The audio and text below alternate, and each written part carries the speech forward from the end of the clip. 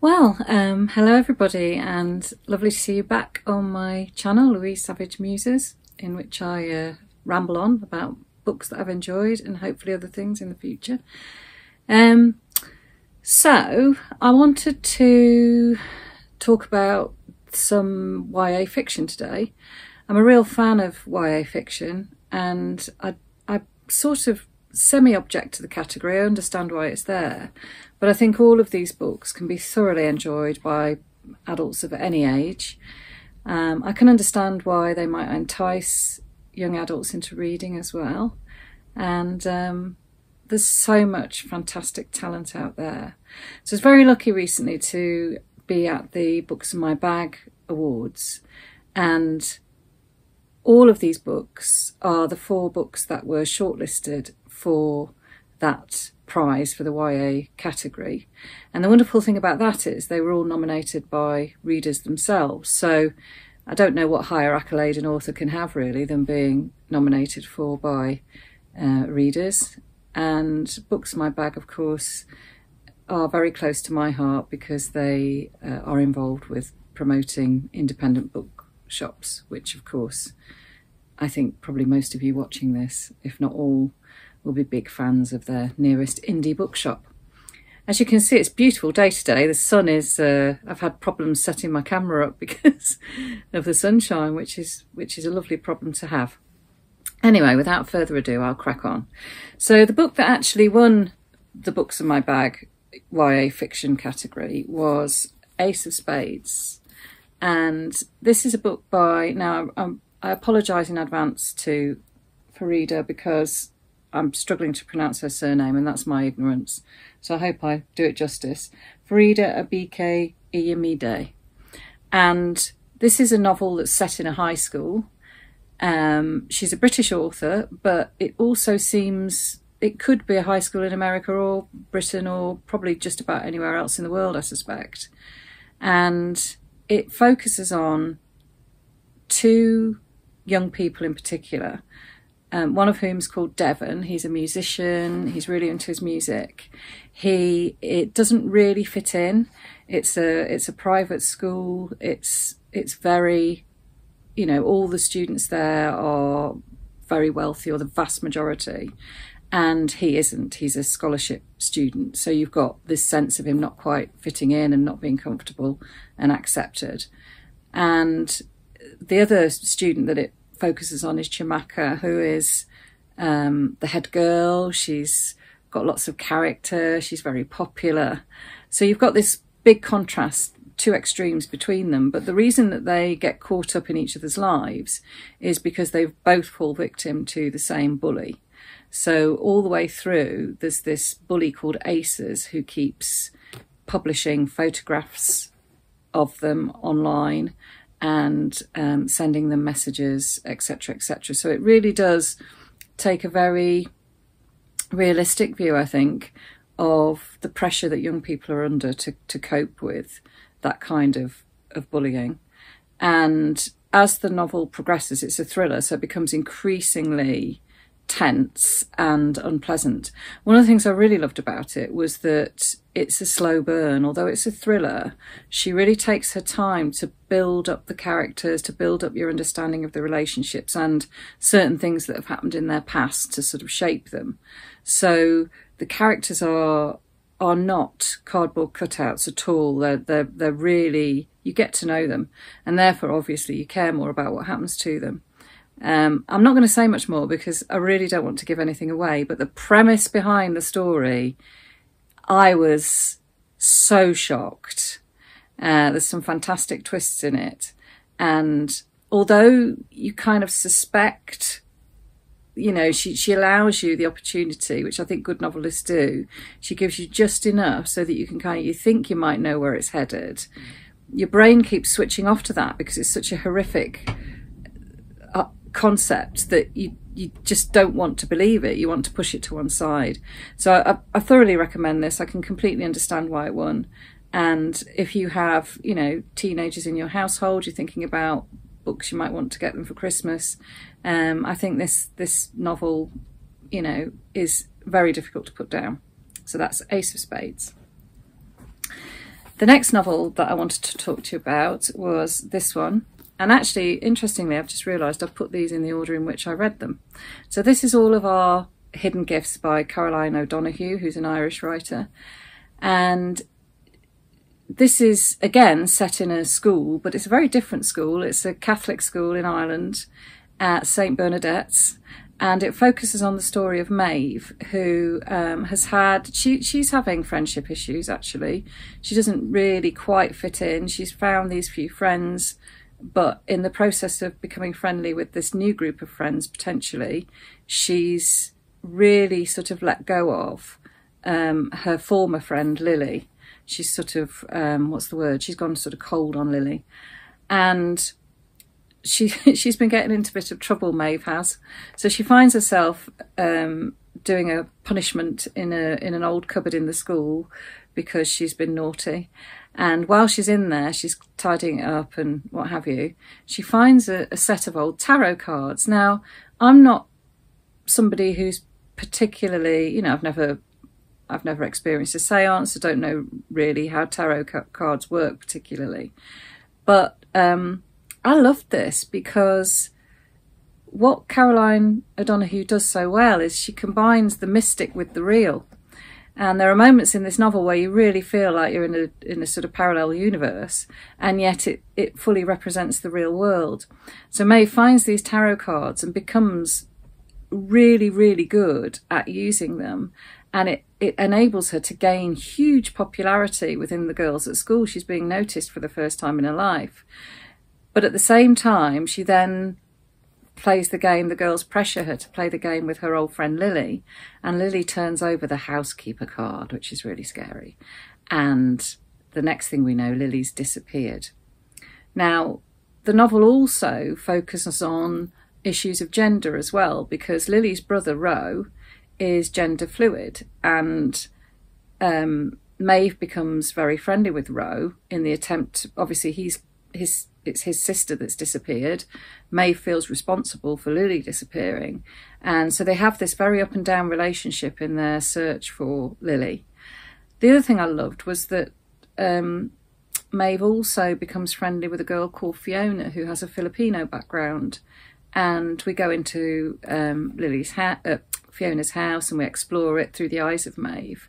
And Maeve hasn't really experienced anybody from a different culture before. So you've also got that angle on it as well. I thought this was a wonderful book. I really enjoyed reading it. Highly recommend it.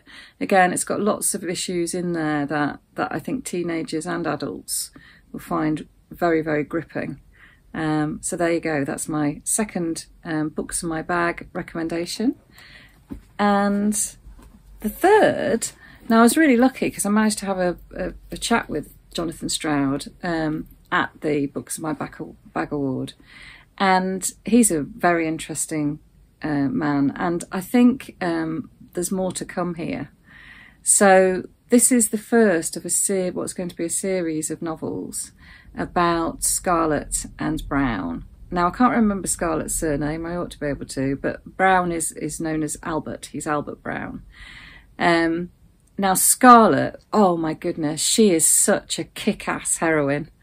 I defy any teenage girl not to be inspired by her. And I think she would give a lot of boys a run for their money as well. I really, really wish that I had a Scarlet Brown in my life. Not Scarlet Brown, a Scarlet in my life when I was a young person, because she robs banks, she runs, she's really sort of brave and challenging, and yeah, she's an outlaw. That's exactly what she is. And she and Albert exist in this world, which is very, very recognisable as England, but is somewhere in the future. You don't know what's happened between now and that future time, some sort of disaster. But the descriptions of that world, Jonathan Stroud just beautifully, I mean, I love this book for its settings as much as anything. So, for example, London has become semi-submerged in water. And also, you know, damaged. So you get all these fantastic descriptions of this semi-submerged London, which actually reminded me a little bit sometimes of moments in Piranesi, Susanna Clarke's novel, which won the Women's Prize. The Scarlet and Brown first encounter each other on a bus that has derailed. You can't derail a bus that's had an accident, and he's trapped in the bus. And a description of that and the sort of the devastations it's caused. It's not for the faint-hearted, this novel, but it's brilliantly executed, and I absolutely can't wait for more. I'll be out running to get the next one when it comes out, because I think, well, I'll be careful what I say because I don't want to introduce any spoilers. Albert is a very unlikely hero. His relationship with Scarlet is very interesting because on the surface of it, they're incredibly different from each other. And Albert has been completely institutionalized and has managed to escape from this institution.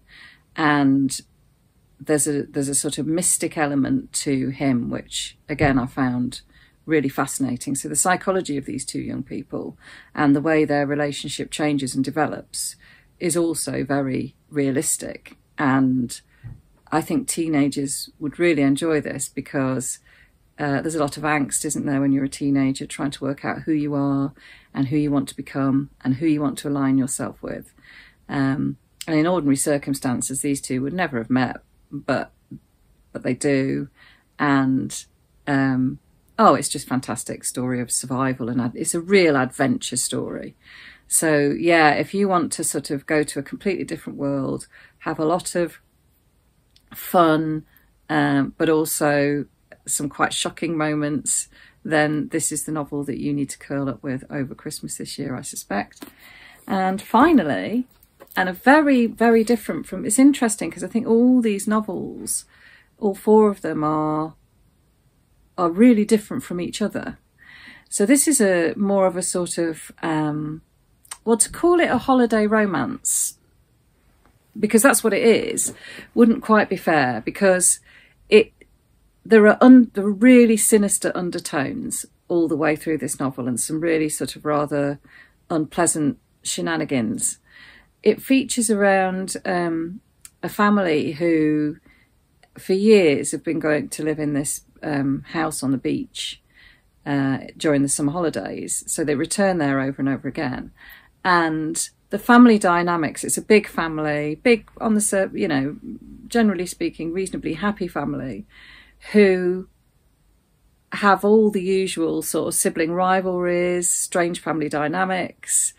Each sibling is really different from the other, and yet they are they make sense as a family.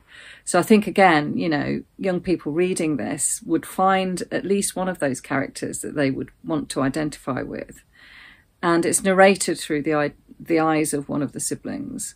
Anyway, so they're having this holiday, the usual sort of squabbles and falling outs, but also some lovely, sailing trips and going to the sea and all that kind of thing. And the Goddens turn up, and the Goddens are two brothers whose mother is a film star. She's quite an obnoxious character. She basically arrives and dumps the two boys with the family. It's an extended family. There are two households, and the Goddens go and stay with the other household. It unleashes all sorts of problematic relationships. It's a coming of age novel. It explores sort of dawning sexuality, and does he love me, doesn't he love me, does he like me, does he fancy me? There's a lot of that in the novel, and there's also plans going on for a wedding as well, which, again, interesting, because when weddings are happening, there's often a lot of tension, isn't there? So yeah, thoroughly recommend this as well. Sorry, I should have said it's by Meg Rossoff. And I can't recommend this highly enough either. Thoroughly enjoyable and very quick read.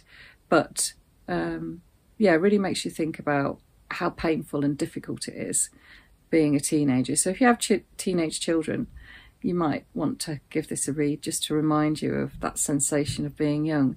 And I think that's another thing that I love about adult fiction, YA fiction is that it takes you back to those feelings you had when you were a young person. It kind of puts you in touch with your younger self as you're developing and changing and making sense of the world around you.